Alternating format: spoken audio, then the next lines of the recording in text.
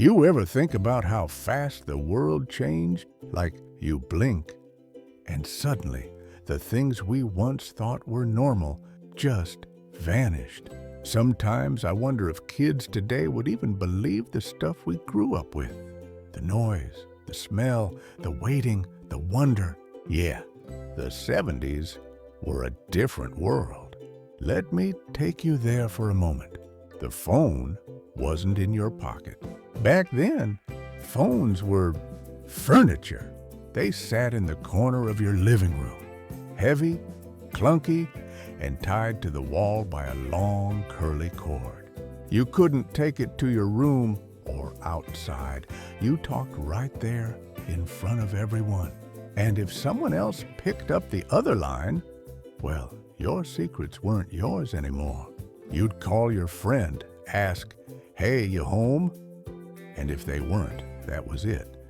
No voicemail, no text, just silence. It taught us patience. And maybe it taught us to value presents too. Saturday morning was sacred. You woke up early, bowl of cereal in hand. You'd plant yourself in front of that big wooden TV, waiting for cartoons to start. Because if you missed them, you missed them. No replays, no streaming, no YouTube. That was your magic window for the week. The world stopped for Looney Tunes, Scooby-Doo, or the Flintstones.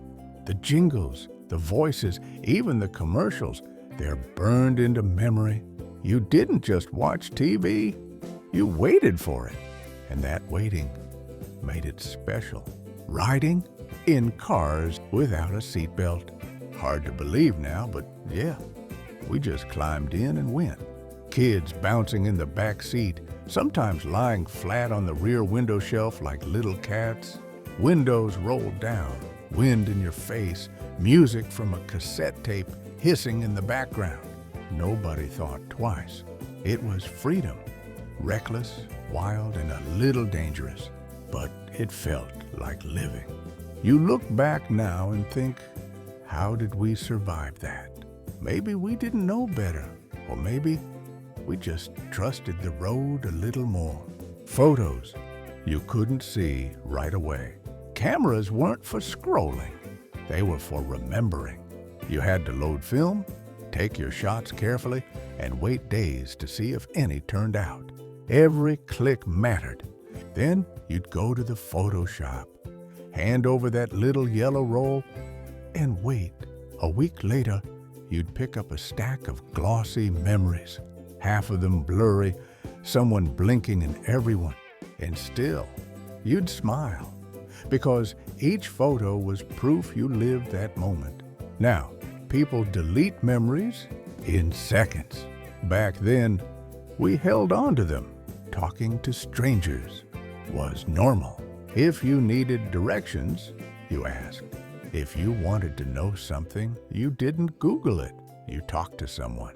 The man at the gas station, the lady at the store, your neighbor across the street. The world felt smaller that way. People knew each other's names, birthdays, favorite pie flavors. Now we have contact lists, but fewer real connections. You ever miss that kind of small talk? The kind that made strangers feel like family? Music lived on vinyl and mixtapes. There was a sound to the 70s. You could feel it. The crackle of a needle on vinyl. The hiss before your favorite song kicked in on a cassette tape. You couldn't skip tracks. You couldn't shuffle. You just listened. Sometimes you'd sit on your bed, rewinding a song over and over, waiting for the right moment to hit record on the radio. Mixtapes were love letters. You made one for your crush, your best friend, or your summer road trip.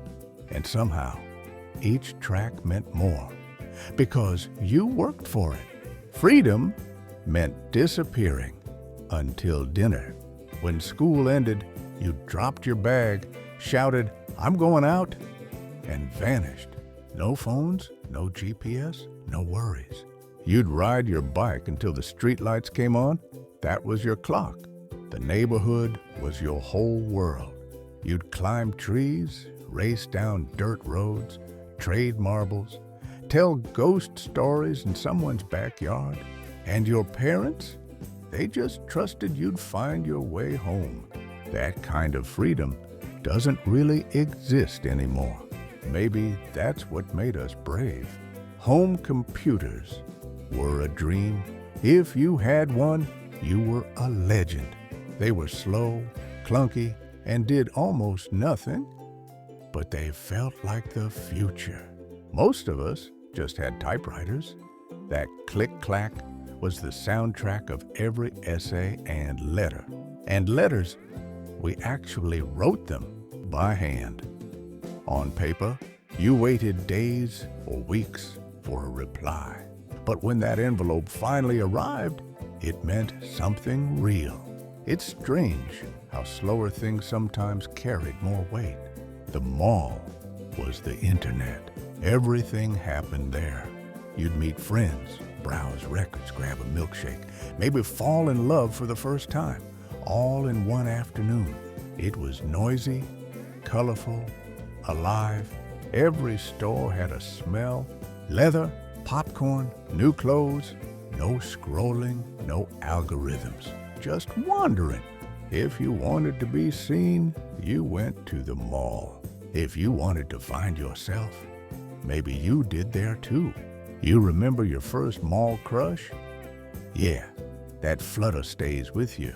Life wasn't always instant, and that was okay. We waited for calls, for mail, for movies to come back to theaters. We waited, and we learned how to live in between. That space between moments, that's where life really happened.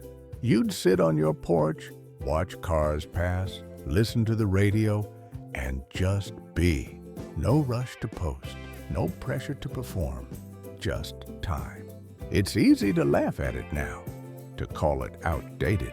But maybe, just maybe, we lost something along the way. You know, sometimes I think about how simple it all was, how our biggest excitement was the sound of the ice cream truck or finding a quarter for the arcade. No notifications, no noise, just real people, real moments. And sure, the world today is faster, brighter, and more connected than ever. But deep down, we're all still searching for the same thing we had back then. A sense of wonder, belonging, and time that felt like it would never end. If this brought back memories, you already know what to do. And if you didn't live it, maybe you can still feel it, because the 70s weren't just a decade. They were a heartbeat, one that still echoes quietly. If you stop and listen, maybe that's the thing kids today would never believe, that a world without all the noise could still be so full of life.